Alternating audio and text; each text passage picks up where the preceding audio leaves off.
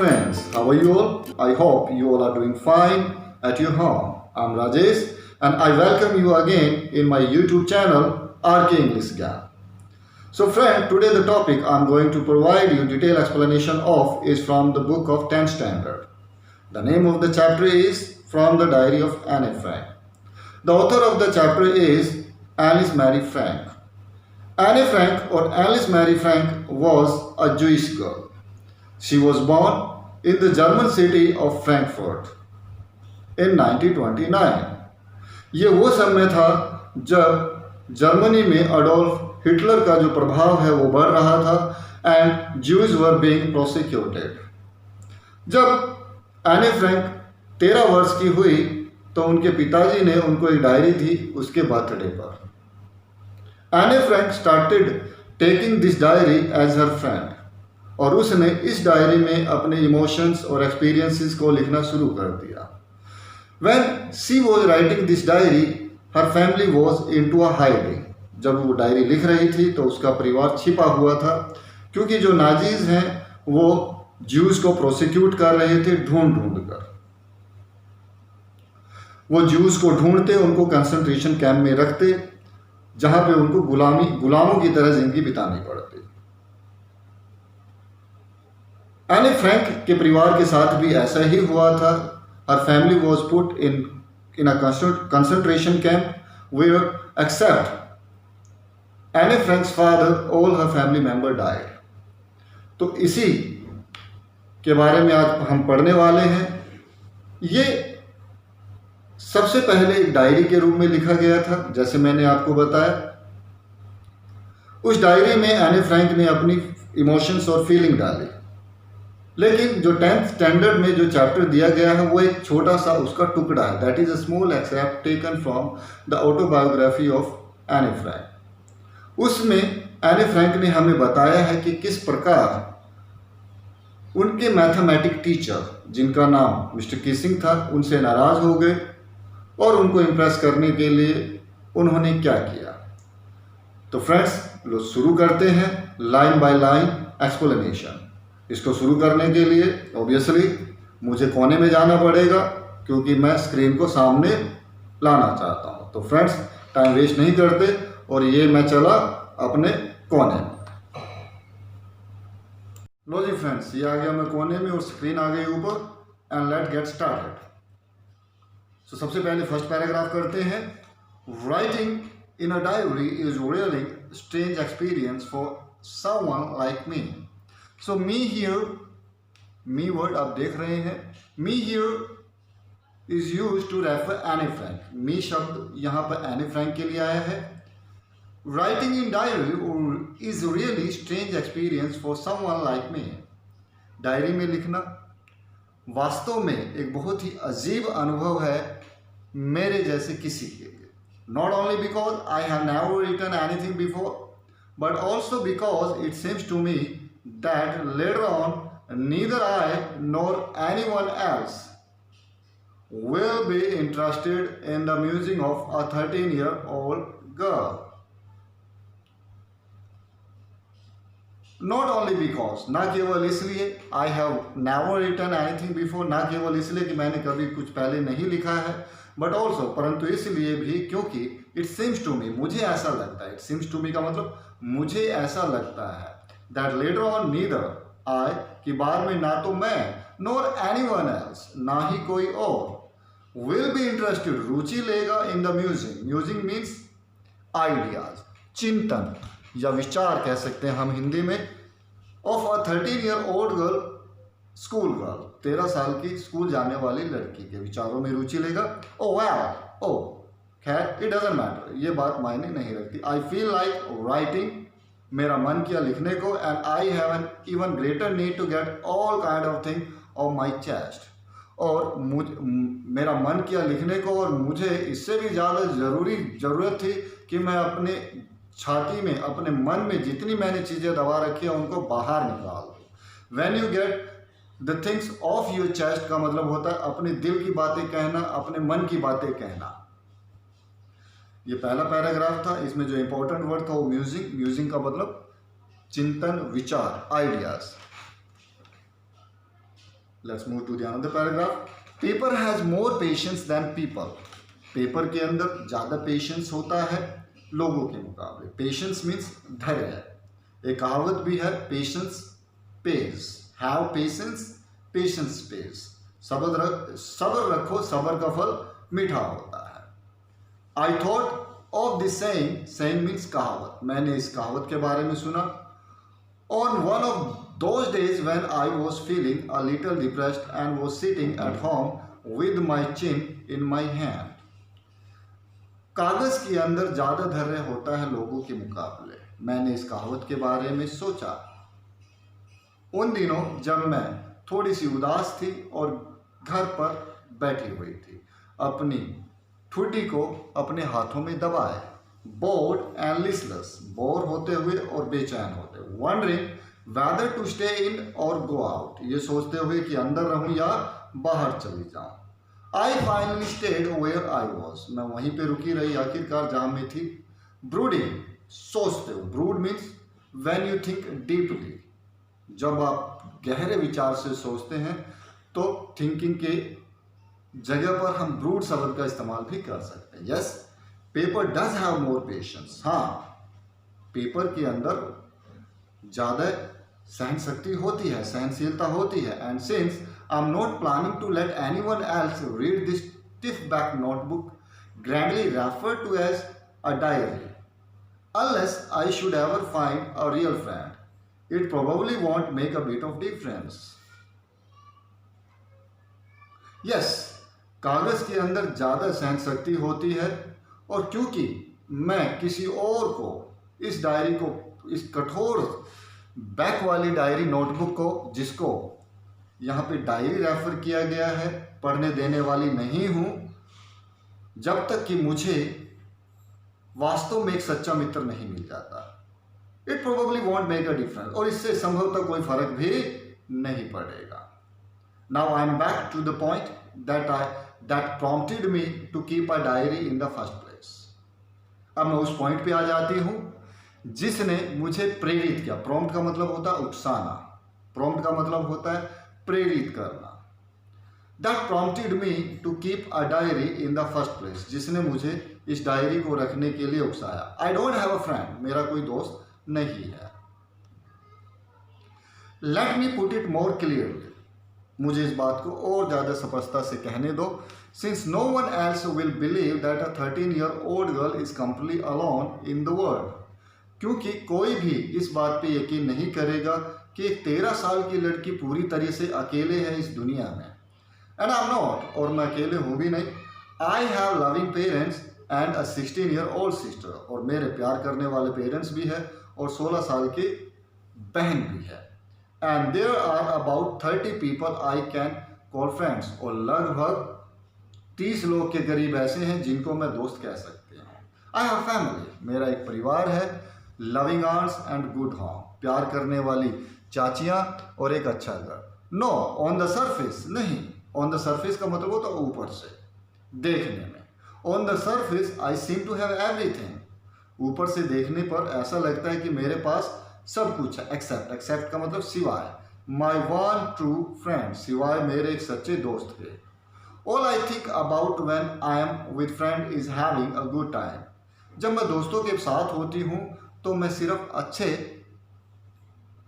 समय बिताने के बारे में सोचती हूँ. I can bring myself to talk about anything but ordinary everyday thing. लेकिन मेरे अंदर साहस नहीं हो पाता कि मैं सब कुछ बातें कर लूँ सिवाय कुछ साधारण प्रतिदिन होने वाली चीज़ों के. We don't seem to be able to get any closer. ऐसा नहीं लगता कि हम इससे ज़्यादा नज़दीक आ सकते हैं. And that's the problem. और यही तो तकलीफ है, यही तो प्रॉब्लम है.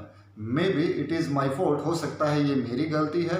That we don't confide in each other. Confide का मतलब इंग्लिश में होता है शेयर करना. To share your feeling, to share your emotions with your friends. In any case, चाहे चलो कुछ भी मामला है, that's just how things are. लेकिन चीज़ें तो ऐसे ही हैं. And unfortunately they are not liable to change. और दुर्भाग्य से वे बदलने वाली भी नहीं है. This is why I have started the diary. यही कारण है कि मैंने डायरी को शुरू किया. To enhance the image of this long awaited friend in my imagination, अपनी कल्पनाओं में इस लंबे समय से इंतजार किए जा रहे मित्र की तस्वीर को बढ़ाने के लिए I don't want to jot down the fact, मैं नहीं चाहती कि मैं तथ्यों को लिख दूँ डायरी में, the way most people would do, जैसे कि ज़्यादातर लोग करेंगे। But I want the diary to be my friend, मैं तो चाहती हूँ कि ये डायरी मेरी दोस्त बने। Yes, and I am going to call this friend Kitty, और मैं इसको फ्रेंड किटी कहूँगी।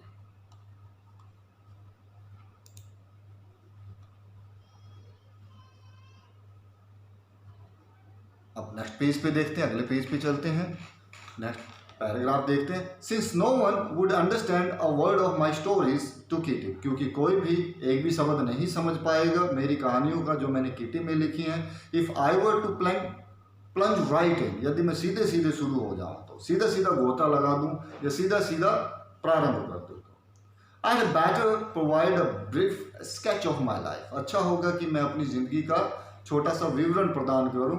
Much as I dislike doing so, हालांकि मुझे ये करना अच्छा नहीं लग रहा है।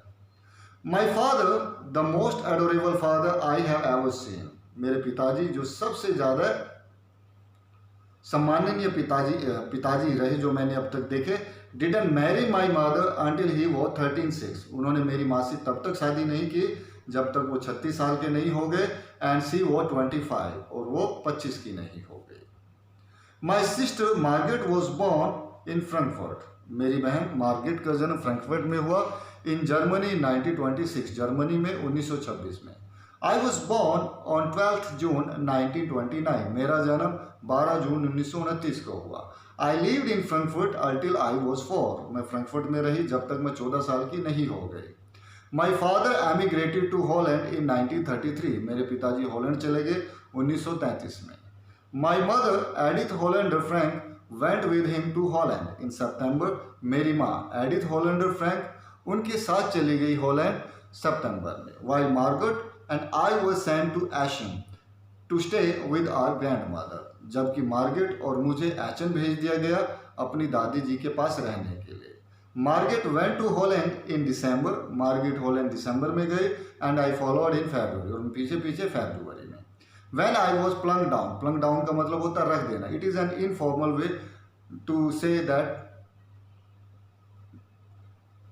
To put down something on the table. When I was plunged down on the table as a birthday present for Margaret, जब मुझे टेबल पर रख दिया गया बर्थडे प्रेजेंट के तौर पर मार्गरेट के लिए। Paragraph, I started right away at Montessori nursery school, मैंने तुरंत मॉन्टेसरी नर्सरी स्कूल जाना शुरू कर दिया। I stayed there until I was 6, मैं वहाँ पे रही जब तक मैं 6 साल की नहीं हो गई। Eight which time I started in the first form, इस समय मैंने पहली कक्षा में प्रारंभ कर दिया, मैं पहली कक्षा में जाना शुरू हो गए। In the 6th form my teacher was Mr Kuperus, 6th class में मेरी टीचर मिसिस कुपेरस थी। द हेड मिस्ट्रेस, मुख्याध्यापिका। At the end of the year we were both in tears, वर्ष के अंत में हम दोनों की आंखों में आंसू थे। As we said a heartbreaking farewell, जैसे हमने एक दूसरे को दिलों को तोड़ देने वाली विदाई दी। In the summer of 1941 grandma fell ill, गर्मियों में 1941 की गर्मियों में दादी जी बीमार पड़ गई, and had to have an operation, और ऑपरेशन कराना पड़ा। So my birthday passed with little celebration, इसलिए मेरा जो बर्थडे है वो मामूली से छोटे से सेलिब्रेशन के साथ ही हो पाया। ग्रैंड मा डाइड इन जनवरी 1942, दादी जी का देहांत जनवरी 1942 में हो गया। No one knows how often I think of her, कोई नहीं जानता मैं कितना ज़्यादा उनके बारे में सोचती हूँ। एंड स्टिल लव हर, और अभी भी प्यार करती हूँ। This birthday celebration in 1942 was intended to make up for the other, and grandma's candle was lit along with the rest, और ये जो बर्थडे सेलिब्रेशन था 1942 में, इसका उद्देश्य था, इसका इरादा था कि इस कमी को पूरा किया जाए। And grandma's candle was lit, और दादी जी की कैंडल भी जलाई गई अलॉन्ग विद द रेस्ट, दूसरी मोमबत्तियों के साथ। The 4 of us are still doing well, हम चारों अभी भी ठीक हैं। And that's bring me to the present day, और ये आज का दिन ले आया है, और जून 1942, 20 जून 1942 का the Solomon dedication of my diary. Solomon का मतलब पवित्र, डेडिकेशन का मतलब समर्पण, यानी 20 जून 1942 को एनी फ्रैंक ने अपनी डायरी लिखनी शुरू की। मैंने पहले जैसे शुरू में बता दिया था, this diary was gifted to Anne Frank by her father on her birthday. चलो आगे पढ़ते हैं, नेक्स्ट पेज पे चलते हैं। यहां से वो डायरी लिखना शुरू करती है और वो डायरी को अपना दोस्त समझती है। She takes her diary as a friend, इसलिए उसने यहाँ पे डियरेस्ट किटी, किटी जो वर्ड यहाँ पे यूज किया गया है, it is use to refer her diary. उसने तारीख भी डाली है, सैटरडे 20 जून 1942। चलो शुरू करते हैं। यहाँ पर वो अपने स्कूल के अनुभव को शेयर कर रहे हैं। जैसे मैंने पहले ही बताया, it is a small extract taken from her biography. So let's see. Entire class is quacking in its boot, हमारी पूरी जो कक्षा है वो घबराई हुई है। Quack in boots is an expression, ये एक एक्सप्रेशन है जिसका मतलब होता है घबराए हुए होना। आज देखो हम लॉकडाउन की स्थिति में एंड जो मिडिल क्लास फैमिलीज हैं वो बहुत घबराई हुई हैं। The middle class families are quacking in its boot, in their boots. What will happen next? No one knows what will happen next, how long they will have to remain at home. So there are sections in our country, those are quacking in boots, जो घबराए हुए हैं। वह दूसरा example लेते हैं। Result से पहले हमारे अंदर घबराहट होती है। जब हमारा रिजल्ट आने वाला होता है तो हम घबराए से होते हैं। तो उसमें भी हम बोल सकते हैं, जब मैं 10th स्टैंडर्ड में था and my result was to be declared, I also quake in boot, I was also quacking in boot. Our entire class is quacking in its boot. हमारी पूरी क्लास घबराई हुई है। The reason of course is the forthcoming meeting in which the teacher decide who will move up to the next form.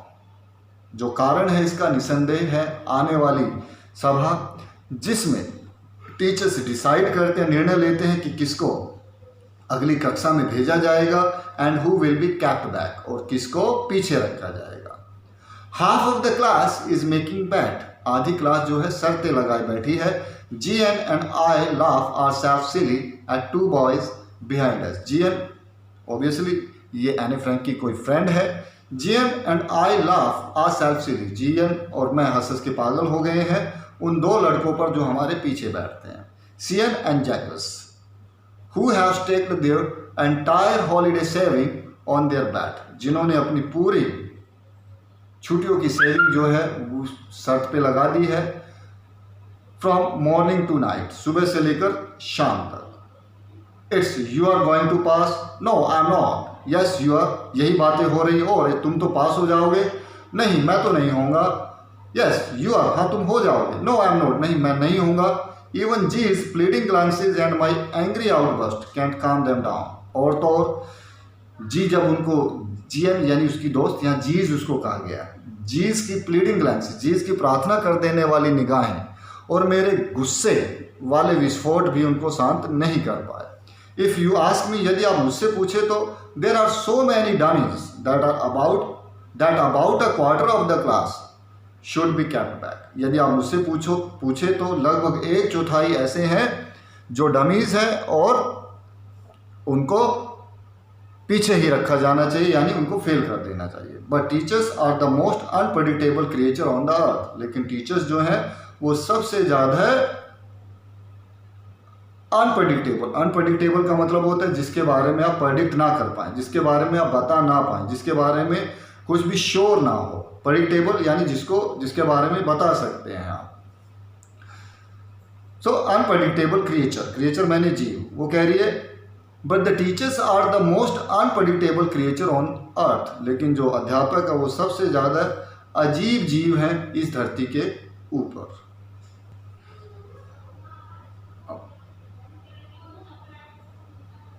Let's see this paragraph. I am not so worried about my girlfriends and my self, मैं इतनी ज़्यादा चिंता नहीं कर रही हूँ अपनी सहेलियों और अपने खुद के बारे में। विल मेक इट का मतलब हम पास हो जाएंगे, हम ये कर दिखाएंगे।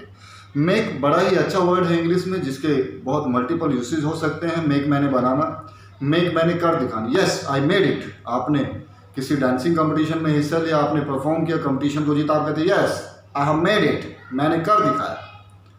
तो नेक्स्ट लाइन पे चलते हैं। The only subject I am not sure about is maths. एकमात्र विषय जिसके बारे में मैं निश्चित नहीं हूं वो है मैथ। एनीवे, खैर, all we can do is wait, बस हम इंतजार कर सकते हैं। Until then we keep telling each other not to lose heart, तब तक हम एक दूसरे को यही कहते रहते हैं, दिल छोटा मत कर।